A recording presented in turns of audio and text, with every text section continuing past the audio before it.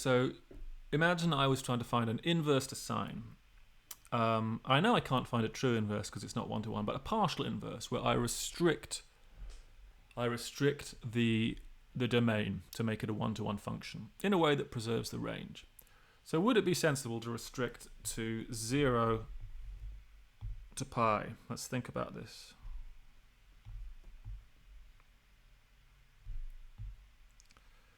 So if I was graphing my guy as always, so I've got my kind of y, whatever it is, in theta.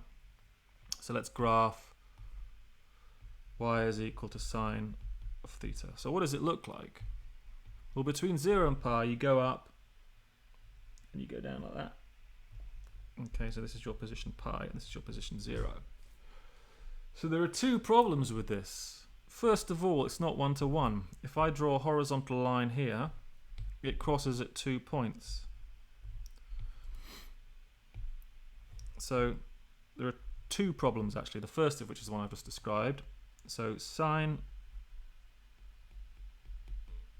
restricted to this interval is not one-to-one. And you need to be one-to-one to have an inverse. That's problem number one. Problem number two is it's not got the full range. We're only getting positive terms. I want the restriction to have the same range as sine, which has to be everything from -1 to 1. So sine restricted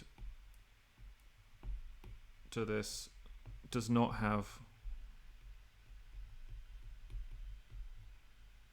it's a 2 knots, does not have range.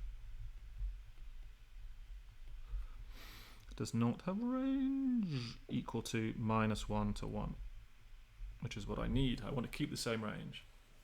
So two things that go wrong there. That's not a good restriction. It works for cosine because cosine does have the appropriate properties, but not for sine.